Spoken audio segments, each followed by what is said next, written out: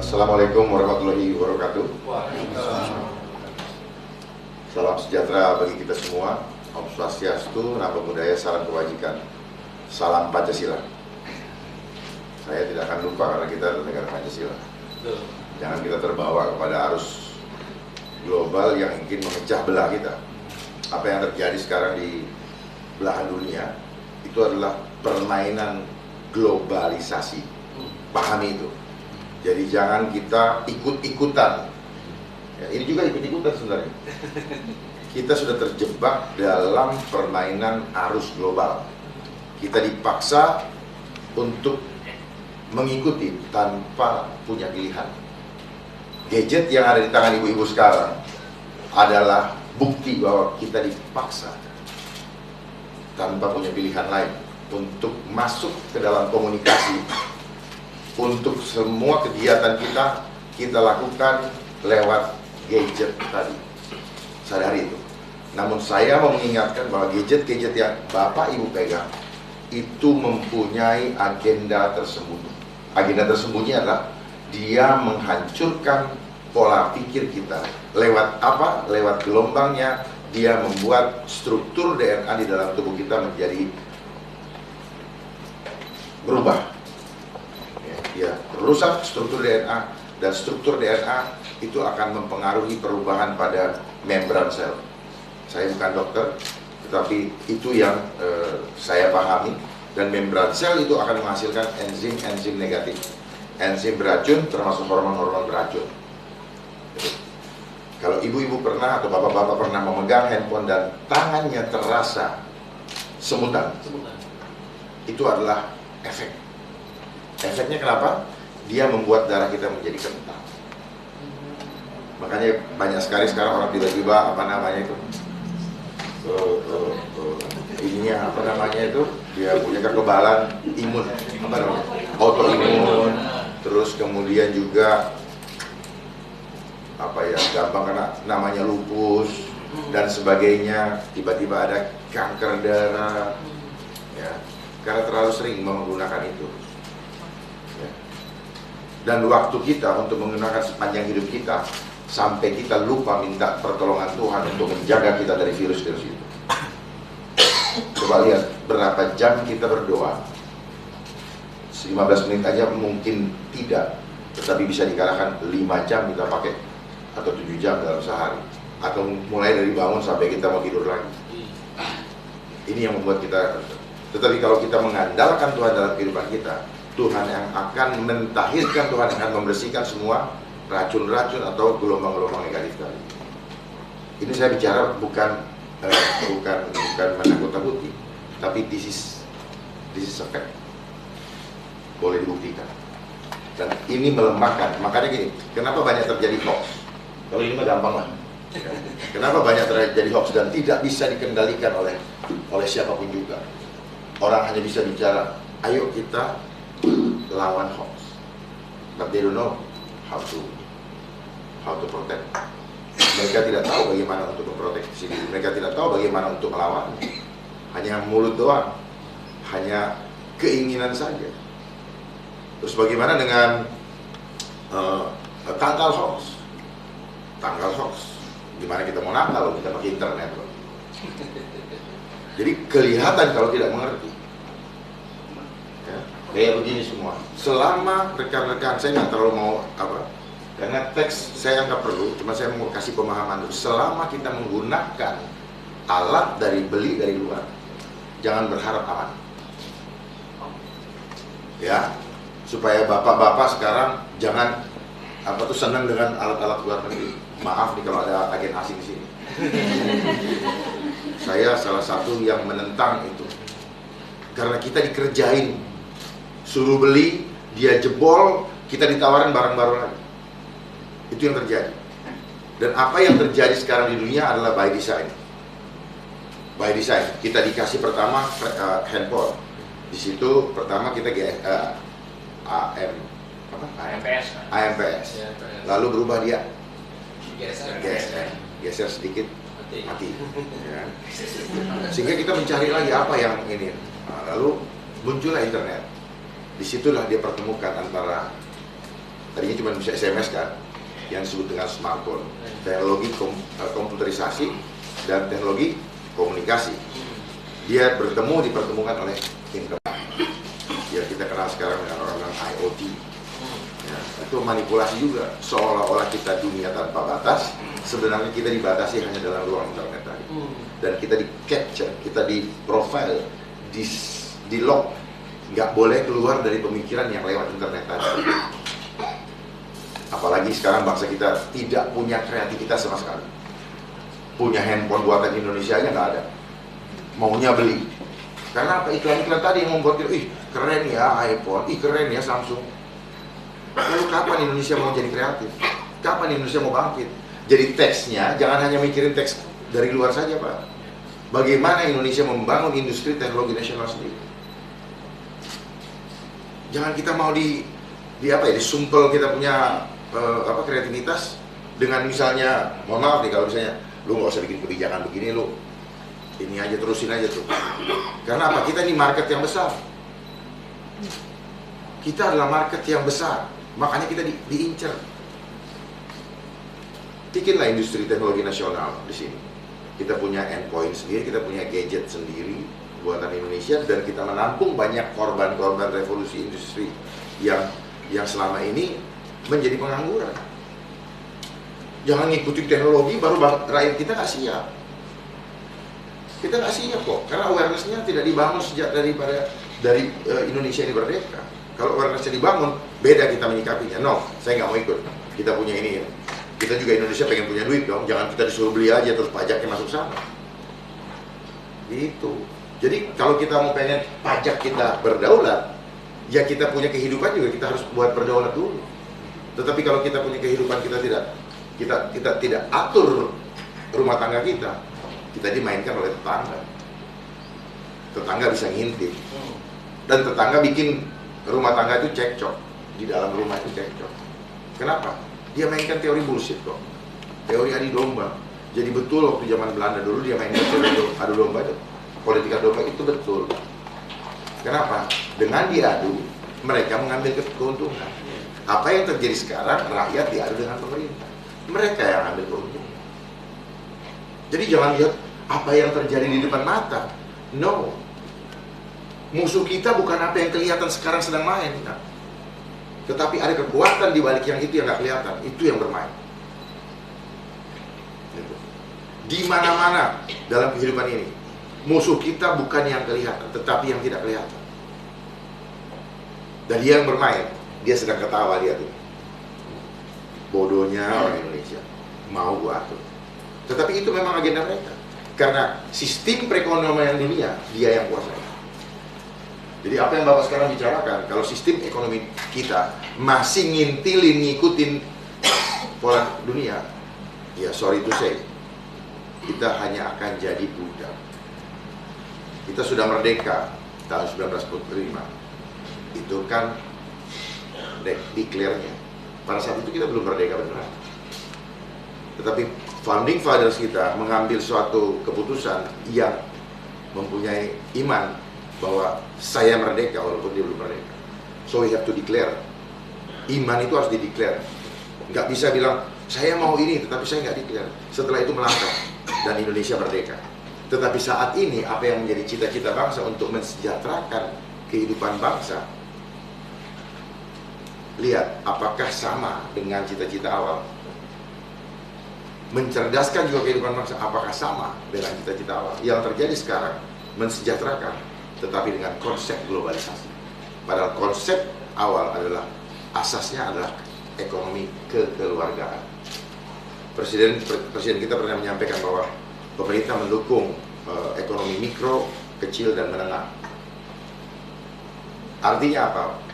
Di dunia yang tanpa batas ini, semua pelaku ekonomi, termasuk yang mikro, dia boleh terlibat di situ. Dan jangan dia tenggelam karena kekuasaan yang besar itu, ekonomi yang besar itu.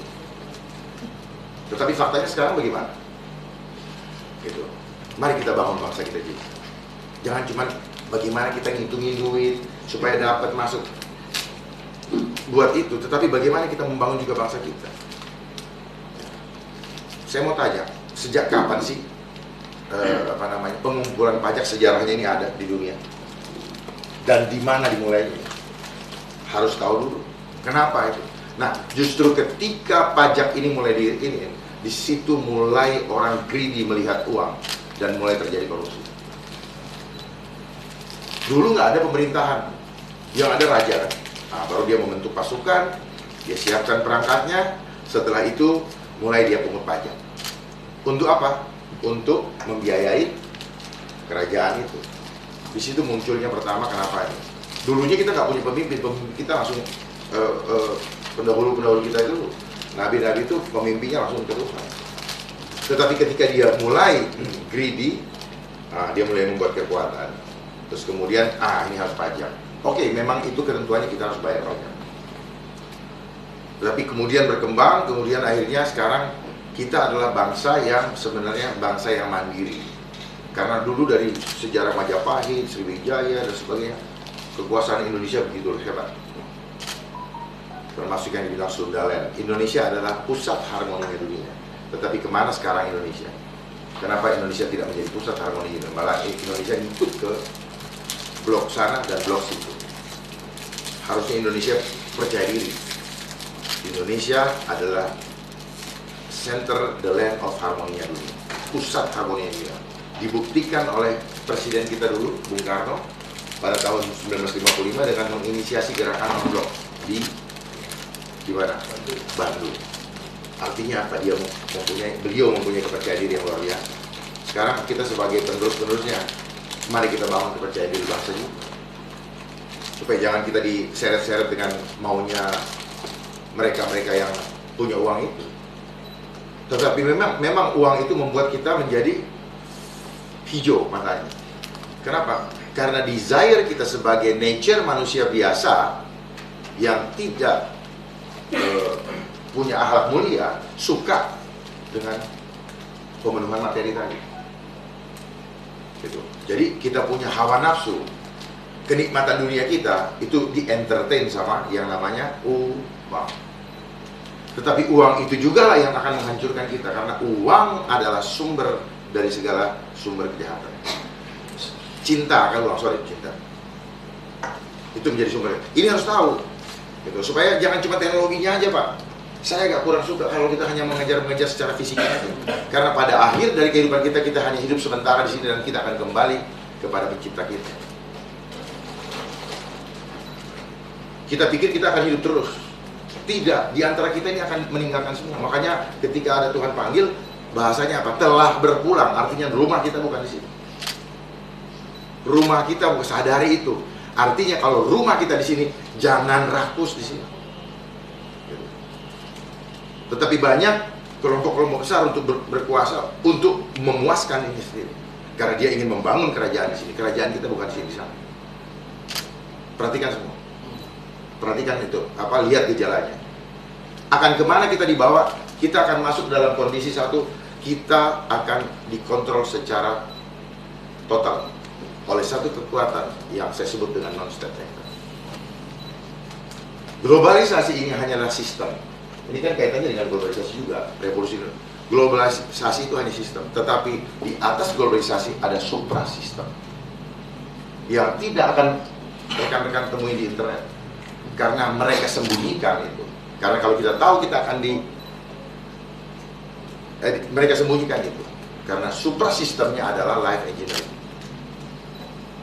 Kehidupan kita yang akan direkayasa dan sekarang sedang berproses. Ya. Jadi globalisasi hanyalah sebuah sistem. Sistem apa? Untuk menyamakan sistem dunia.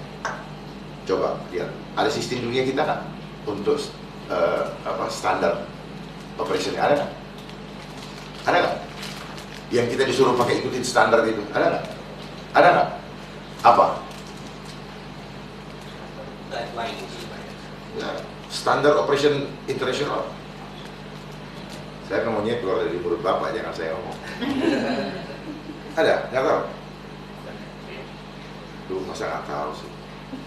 Yang suka dikasih penghargaan, mendapat ini itu. Bukan saya ngomong. Tujuannya apa? Supaya kalau kasih penghargaan, udah ini, oh itu yang bagus gitu. Itu namanya menggiring mindset kita. Kenapa kita nggak membuat standarisasi sendiri? Supaya teknologi itu dia bisa connect nantinya.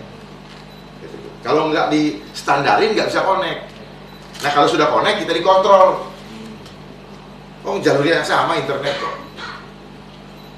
Jadi kalau orang bilang globalisasi adalah dunia tanpa batas, maka saya mengatakan bahwa dia dunia tanpa batas tapi kita dibatasi. Jadi kita dimanipulasi secara wow, kita berpikir worldwide, padahal sebenarnya kita sedang di capture, sedang di profile supaya itu. Makanya apa? Ketika kita mau login data-data kita masukin. Nah, kenapa saya bilang ini adalah desain untuk menghancurkan kita sebenarnya? Karena ketika itu hanya ada setelah adanya smartphone, kemudian ditawarkanlah dia masuknya sistematis, ditawarkanlah aplikasi-aplikasi yang membuat kita berkomunikasi, mencari teman awalnya. Lama-lama asik-asik, udah nggak mau ninggalin ini. Karena keasikan membuat kita lupa ini. Kita nggak mau tinggalin kan? Masuk dia, lalu dibuatlah ruang publik untuk berkonflik. Dia udah tahu nih, nanti akan begini. Kita nggak tahu kan, kita ngikutin, dapat ini. Oh, ada fitur baru lagi, ikutin lagi ini, ikutin terus. Kayak gini loh, kayak kita ini apa ya? Kayak kambing kan? Kambing kan kalau ditarik-tarik dia, ininya kan dia nggak mau kan? Dia pasti nahan gini kan? Dia tidak berdiri dengan tegak, sama dengan kita. Tahu-tahu kita udah tinggal dipotong, disembelih aja. Nah sama, kita kan kayak kambing. Untung saya bilang kita, kalau saya bilang kamu lah, saya dituntut. Kita, karena saya juga termasuk. Kita nggak sadar. Tahu-tahu kita sudah sampai di peranan sana. Sebentar lagi kita sampai di ujung daripada perjalanan itu sendiri. Kayak kambing kita ditarik. Kita nggak berjalan dengan tegak. Lain kan kalau gini, kalau kita ditarik, tapi kita berjalan tegak, kita bisa lihat kanan kiri dan kita gagah. Percaya diri. Nah ini yang tidak ada pada bangsa kita saat ini. Maaf kalau itu yang ini pemahaman saya, yang saya ingin. Karena kita diseret terus, kita disuruh memperhatikan, mengikuti jalannya teknologi, tetapi rakyat kita ditinggalkan, sehingga banyak sekali pengangguran. Dan itu potensi besar untuk terjadi kejahatan. Karena dia takut aja dia nggak kelihatan. Tiba-tiba muncul. Apa yang terjadi ketika ada demo? Mereka dibayar, mereka ikut. Yang penting ada dapat duit. Materinya demo dia nggak tahu, pokoknya ikut aja. Itu beberapa kali kita lihat faktanya. Kenapa? Karena ada duit, perlu makan. Diajak ini, ikut aja. Orang yang tidak punya, yang kita dibikin seperti itu banyak sekali penduduk kita. Kemudian mereka ikut aja, yang penting saya bisa makan. Yuk kamu ikut kelompok ini, kamu dijamin perutmu, dia ikut. Nah ini kan desain, dilemahkan, dibikin begitu, terus kemudian akhirnya mau nggak mau dia ikut. Nah hal-hal seperti ini yang perlu kita apa namanya, kita aware, kita peduli untuk kita bangun ke depan. Karena mereka bekerja sangat terstruktur, sistematis dan masif dengan organisasinya yang luar biasa. Dan organisasi ini pun bermain di negara kita. Dan begitu masif, mainnya sistematis. Sistematis itu step-stepnya jelas, halus masuknya, dan dia selalu pakai metode kata mudah dan speed up. Gitu. Makanya banyak ya, mie instan, apa orang mau ini, semua instan. Dan apa yang kita inginkan semua instan, nggak mau mikir lagi kita nih. Definisi buka Google, dapat instan. Memanjakan kita sehingga kreativitas kita, daya pikir kita menjadi lemah. Lihat aja anak-anak generasi muda sekarang, begitu dibully dia marah. Kenapa? Karena dia tidak merasa bahwa dia makhluk yang agung, dia punya nilai-nilai yang harus dia jaga, bahwa tidak perlu dia merasa kecil hati, karena dia adalah ciptaan Tuhan yang agung. Tetapi ketika itu dibuat konsep bahwa seolah-olah kamu barang. Kalau kamu saya bilang jelek, saya bully jelek, berarti sampai mati kamu ini. Inilah konsep yang sedang dibangun di dunia ini, adalah konsep hitungan matematika yang akan membawa kita kepada pemikiran dunia ateis. Ateisme. Kenapa? Tuhan mah entar aja. Yang penting 1 tambah 1 gue udah pasti dapat itu. Jadi eksak. Makanya di luar negeri banyak yang mempunyai agama Scientology. Konsepnya di dunia, strateginya adalah bagi negara-negara yang tidak mengutamakan ketuhanan, mereka akan menghancurkan, menggoyang ekonominya. Coba perhatikan, bagi negara yang berketuhanan, mereka akan hantam ideologinya atau center of gravity, kekuatan dari bangsa. Jadi kalau rekan-rekan lihat semua radikalisme semua, itu adalah desainnya mereka. Bukan mereka tiba-tiba ada muncul sendiri kayak jamur. Enggak. Itu ada yang mupuknya dulu. Itu. Ada petaninya misalnya kayak mupuk dulu, siapkan lahannya, dan akhirnya mereka main. Kenapa? Uang berbicara. Karena orang pada akhir zaman ini tanpa disadari kita menjadi hamba dari uang. Ya. Teks, oke, saya kembali ke teks ini. Saya juga berpikir begitu, bagaimana segala sesuatu yang bertransaksi di Indonesia, kita berharap siapa yang bertransaksi kita tahu, berapa jumlah nilainya kita tahu, terus termasuk real time kita tahu gitu. Nah, bagaimana untuk itu? Kita harus membangun sistem. Dan saya cuma pesan aja, sistem yang dibangun jangan boleh mengikuti luar, tetapi kalau bisa hanya kita yang kontrol. Gitu loh. Jadi sama seperti gini, saya punya anak-anak gini, bagaimana informasi masuk dari luar dan bagaimana informasi keluar dari dalam negeri kita. Kalau bisa ada saringan, ada kayak gate ya, one gate system gitu. Jangan sur semua masuk dari segala pintu. Dan di Indonesia ada 400 lebih pintu. Gimana coba? Kenapa? Ketika mereka mulai mengerjakan proyek kabel bawah laut, saya sendiri, apaan ya ini orang mau kabel bawah laut? Kayak orang bodoh ya. Ternyata ya ini yang kita rasakan sekarang. Kabel bawah laut itulah, kabel optik itulah yang membuat kita dari arah Singapura, dari arah Filipina, dari arah Australia, itu ada 400 pintu. Jadi ya jempol memang kita ini sebagai orang yang nih loh, dicekokin, terima, lakukan. Terus kemudian kita dibikin di semua lini suruh ikut itu gitu. Jadi ini kan proses desain yang luar biasa, cerdas sekali dan jenius sekali, membuat semua dunia masuk ke dalam kondisi. Alih-alih dibuka melalui apa? Melalui pasar bebas. Pasar bebas kira-kira tahun berapa ya begitu? Pertama kali dideklarasikan untuk dunia masuk ke dalam pasar bebas. Terus kemudian ini Asia, kemudian ASEAN, terus gitu. Ya. Tapi lihat sumbernya, dari mana dia berangkat? Ide dari mana itu? Itulah yang sekarang sedang mengontrol kehidupan kita. Dan ini semua hanyalah pertarungan dua kekuatan. Ini semua hanya dinamikanya, tetapi dua kekuatan itu tujuan akhirnya hanya satu, membinasakan kehidupan kita. Jangan dipikir bahwa teknologi ini membantu. Awalnya iya, setelah itu kayak orang kegigit, terperangkap. Lihat saja, segala hal-hal kemaksiatan awalnya nikmat, tetapi akhirnya menghancurkan.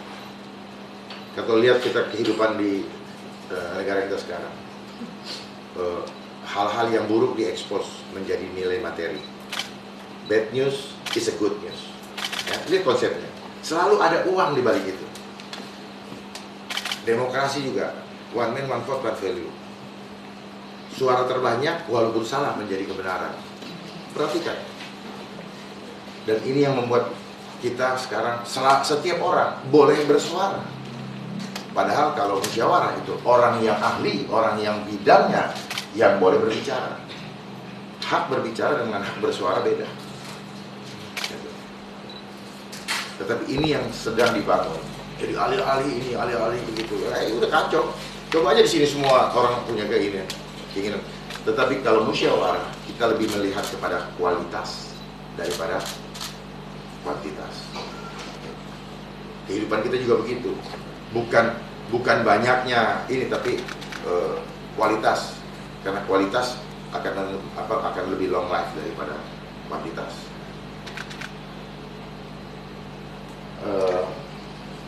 Ya, ini yang saya akan bagikan. Jadi untuk potensi ekonomi Pancasila yang berbasis digital Hanya itu saja, tolong ingat bahwa konsep Pancasila itu adalah di dalam sila kelima, keadilan sosial bagi seluruh rakyat Indonesia. Artinya apa? Pengusaha-pengusaha atau pelaku-pelaku ekonomi mikro, kecil maupun menengah itu harus diayomi juga. Ya, jadi jangan sampai hanya dimenangkan, dikuasai oleh yang ini. Nah, bagaimana ngaturnya? Bapak-bapak yang bisa membuat regulasi ataupun sistemnya.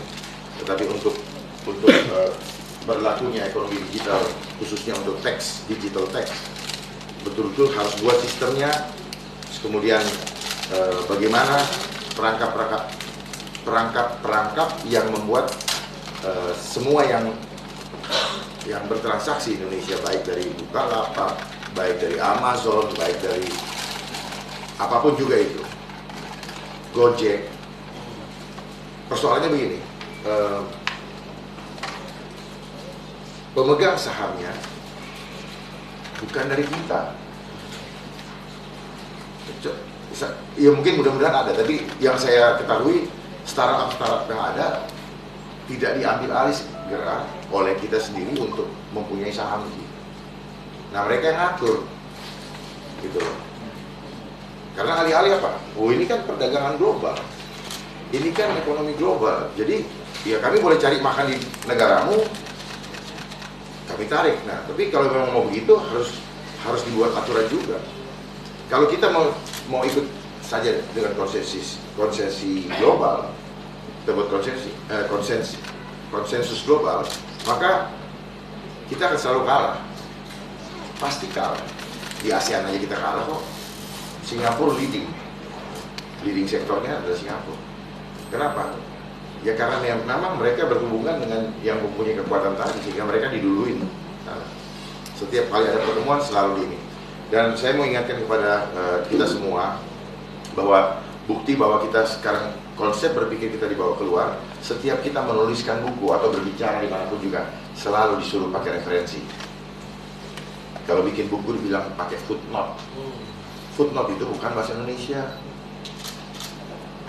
Kenapa kita harus pakai footnote? Ada nggak sih research bahwa harus pakai footnote? Bagaimana kalau kita bisa melihat ada sesuatu yang terjadi ke depan? Footnote-nya dari mana? Footnote ini adalah karena mereka duluan, kita disuruh ikut konsep berpikirnya mereka. Kita di-capture. Gitu. Kita punya referensi cuma satu, Tuhan. Kalau pakai footnote, mindset kita digiring ke sana. Jangan bangga disekolahkan ke luar negeri. Memang dibayarin beasiswa. Pulang-pulang seolah-olah kalau dari luar negeri apa yang dia ngomongin udah speak English well gitu kan? Pasti hal yang benar. Tidak. Budaya-budaya dibawa, ya gaya berpakaian dibawa. Sementara kita tidak seperti itu. Lo pakaian negara kita, pakaian bangsa kita itu karena culture dan keadaan ini, makanya mereka beliau-beliau yang dulu berpakaian seperti itu. Terus kita datang sini dengan gaya apa? Oke lah, jas itu adalah international ini, manner. Tetapi yang lain-lain, celana sobek lah. Dulu di mana pelajaran ibu saya pas ke situ buang celananya. Kalau sekarang ya dicari mahal lagi. Kenapa? Yang ditampilkan adalah orang-orang yang awalnya dibikin dia jadi apa? Star, jadi bintang. Lalu dimodalin, apa ya bahasanya, di endorse, dia yang make, terus dia gaya, terus dipromosikan terus. Akhirnya orang bilang keren juga. Gitu. Terus seperti itu dunia. Dan promosinya di mana? Ya, nah itu sekarang. Dulunya di mana? Bioskop. Menjadi trendsetter. Di mana tuh pusatnya trendsetter? Gue bilang dari Bintang. Siapa yang biayai Hollywood? Orang-orang yang mau jadi tenar, ditawarkan ketenaran, uang, dan sebagainya. Itu dia harus awalnya jadi terjerat. Begitu orang itu sudah mulai tidak loyal, lihat deh, mati. Entah dia overdosis kah, entah dia ketembak lah, dan sebagainya. Rata-rata matinya tidak wajar. Robin Williams banyak uangnya, kenapa dia bunuh diri? Artinya apa? Uang bukanlah segala-galanya. Kita perlu uang untuk bisa berbagi berkat dengan orang lain. Jadi jangan uang itu membuat kita menjadi greedy. Gak akan selamat. Saya tidak setuju dengan pendapat bahwa tahun depan akan ini, 2 tahun lagi akan masalah Indonesia. Itu memprediksikan hal-hal yang sebagai bangsa yang besar kita harus optimis. Jangan bikin takut rakyatnya, nggak boleh. Justru tanggung jawab di tangan pemimpin. Doakan bangsa ini dekat sama Tuhan, Tuhan akan pelihara bangsa ini. Kalau tidak kuat, tidak dekat dengan Tuhan, ya jelas ketakutan yang akan ada. Karena ketakutan itu muncul adalah konsep daripada yang dulu bikin takut-takut, Hawa. Hawa adalah korban hoax yang pertama. Dan pelakunya, yang rekan-rekan tahu semua, itu adalah pelaku hoax yang pertama di dunia. Makanya kalau Hawa saja yang pertama, yang dulunya dekat dengan Tuhan, karena dia tidak waspada, dia jebol. Kalau Mbak bingung nanti tanya sama saya. Dia jebol, kenapa? Dia kena tipu muslihat. Kalau kamu mau jadi seperti Tuhan, keliru lu jadi begini. Kekuatan lu atau kekuasaan lu kayak Tuhan. Itu namanya hoax. Dan itu terjadi dalam kehidupan kita sekarang. Semua kita gampang termanipulasi. Ya. Kenapa sekarang Hawa dipakai menjadi hawa nafsu? Kenapa nggak ada nafsu? Lihat di dalam promosi-promosi 90% Hawa yang muncul. Laki-lakinya cuma peran pembantu saja. Itu fakta. Kenapa? Karena Hawa mempunyai karakter memberikan nafsu. Larinya apa? Laki-lakinya harus cari duit biar dapat cewek ini. Cewek ini suka kalau laki-laki ada duit. Jadi ini lingkaran setan. Sadari itu. Dan semua kehidupan dunia, perhatikan, setiap kali ada keributan selama di dunia dia, selalu di balik itu ada urusan uang. Di perusahaan mana, di rumah tangga, di mana. Karena apa? Value yang dibangun keliru. Kita membangun value kehidupan, nilai kehidupan dengan cara yang salah. Hidup kita berharga dari mulai kita lahir sampai kita mati. Tapi di sini dibangun apa? Kalau punya uang, punya jabatan, punya harta, itu yang berarti. Karena apa? Mendapat penghormatan dan penghargaan dari manusia. Sebenarnya kita tidak perlu penghargaan dari manusia, karena yang menilai hidup kita adalah yang menciptakan kita. Jadi kita harus tunduk kepada yang menciptakan kita. Sadari bahwa tubuh kita ini bukan benda mati. Di dalamnya ada roh yang Tuhan titipkan, yang sewaktu-waktu akan diambil dari kita semua. Saya mau mengajak, mengencourage kita semua supaya kita, dan tubuh kita ini hidup karena adanya itu. Ada orang tiba-tiba sehat, tiba-tiba dia hilang. Kalau Tuhan panggil, ambil lagi. Hanya dititipkan. Jadi soul kita jangan sombong, kita jangan rakus, kita jangan serakah, dan kita selalu berpikir bagaimana untuk bangsa kita, untuk kerakyatan kita, untuk keluarga kita. Pasti kita berhasil, asal satu, jangan pernah lepas dari Tuhan. Karena itulah Pancasila itu penting sekali. Sila pertama, ketuhanan yang Maha Esa. Kita akan adil dan beradab kalau kita berketuhanan. Kalau orang yang percaya dengan Tuhan, dia akan menerima perbedaan. Karena kita percaya bahwa Tuhan menciptakan berbagai macam perbedaan untuk mendatangkan kebaikan. Terus selanjutnya, kalau orang adil dan beradab, tidak akan pernah ingin adanya keributan. Kalau ada masalah, diselesaikan dengan musyawarah dan mufakat. Sehingga ketika kita punya kegotong royongan, kebersamaan, maka kita akan mencapai keadilan sosial bagi seluruh rakyat Indonesia karena ridho daripada Tuhan. Sila pertama tadi. Jadi jangan pernah mengandalkan otak kita yang terbatas, karena kekuasaan Tuhan tidak bisa disaingi dengan otak seluruh dunia dikumpulkan, profesor manapun juga. Hidup kita sangat tergantung daripada blessing Tuhan. Tanpa blessing Tuhan, yang membuat Tuhan tidak eksis, tidak mau campur tangan dalam kehidupan kita ketika kita tidak menyertakan Dia. Kita selalu taruh diri kita di depan, biar kita menjadi orang yang terkenal. Mulai sombong, gua bisa begini tanpa Tuhan. No. Besok Tuhan panggil, kelar. Harta yang kita kumpulkan, lihat jalan Sudirman, gunung megah, gedung-gedung megah. Apakah pada 10 tahun yang akan datang kita masih akan menikmati itu? Tidak. Saya sudah berapa kali ngecek rumah-rumah di Jalan Patimura bagus-bagus. Ketika saya lewat, 5 tahun kemudian, pemiliknya bukan orang yang kemarin saya kenal. Sudah dijual dan dibagi harta untuk keturunannya. Sudah pemiliknya baru. Jadi harta ini apa tuh? Berputar-putar aja di. Kalau kita sadar itu, catat, kita hari ini ketemu, besok pagi belum kita bangun. Mari kita berpikir bijak supaya membawa bangsa ini menjadi bangsa yang diberkahi Allah, bukan hidup dari keserakahan kita. Terima kasih. Wabillahi taufiq wal hidayah. Assalamualaikum warahmatullahi wabarakatuh.